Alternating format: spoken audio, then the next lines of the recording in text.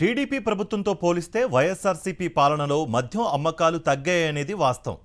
TDP హయాంలో విచ్చలవిడిగా మద్యం అమ్మకాలు పెరిగాయన్నది కూడా నగ్న సత్యం. మరి ఈ లిక్కర్ వ్యవహారంలో వాస్తవంగా స్కాములు చేసింది ఎవరు? డిస్టిలరీలకు పర్మిషన్లు ఇచ్చిందెవరు? అసలు లంచాలు ఎవరికిస్తారు? మద్యాన్ని ఎక్కువగా అమ్మితే లంచాలు ఇస్తారా? అమ్మకాలు తగ్గిస్తే లంచాలు ఇస్తారా? మద్యం అమ్మకాలను ప్రైవేటు వ్యక్తులకు అప్పగిస్తే లంచాలు ఇస్తారా? లేక ప్రభుత్వం ద్వారా మాత్రమే అమ్మితే లంచాలు ఇస్తారా? విక్రయ వేళలను తగ్గిస్తే లంచాలు ఇస్తారా? లేక ఎక్కువ సమయం అమ్మేలా చేస్తే లంచాలు ఇస్తారా? మద్యం దుకాణాలను పెంచితే లంచాలు ఇస్తారా? దుకాణాలను తగ్గిస్తే లంచాలు ఇస్తారా? దుకాణాలకు తోడు పర్మిట్ రూమ్లు, బెల్ట్ షాపులు పెడితే లంచాలు ఇస్తారా?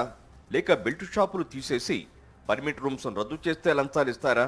2014 నుంచి 2019 మధ్యలో చంద్రబాబు నిర్ణయించిన బేసిక్ రేట్లను పెంచి డిస్టిలరీల నుంచి కొనుగోలు చేస్తే లంచాలు వస్తాయా? లేక పాత రేట్లను కొనసాగిస్తే లంచాలు వస్తాయా? మద్యంపై తక్కువ ట్యాక్స్ ద్వారా ఎక్కువ అమ్మకాలు చేసే విధంగా డిస్టిలరీలకు మేలు చేస్తే లంచాలు వస్తాయా? లేక ట్యాక్సులు పెంచి తద్వారా అమ్మకాలు తగ్గితే లంచాలు వస్తాయా? ఎంపిక చేసుకున్న 4-5 డిస్టిలరీలకు మాత్రమే అధికంగా ఆర్డర్లు ఇస్తే లంచాలు ఇస్తారా?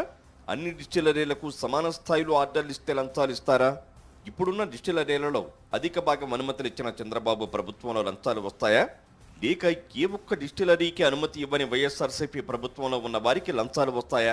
దీనికి చంద్రబాబు ప్రభుత్వమే సమాధానం చెప్పాలి.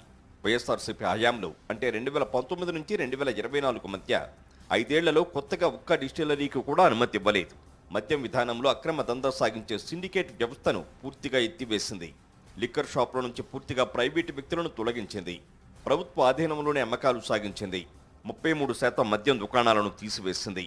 షాపుల సంఖ్యను 4380 నుంచి 2934కు తగ్గించింది.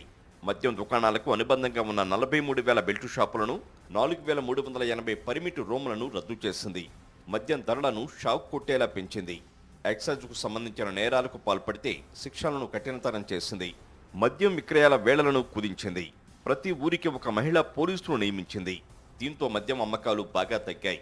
ఇన్ని చేసినా తిరిగి వైఎస్ఆర్సీపీ నేతలపైనే అక్రమ కేసులు నమోదు చేయడం వారి కుట్రలు కుతంత్రాలకు పరాకాష్ఠనే చెప్పాలి.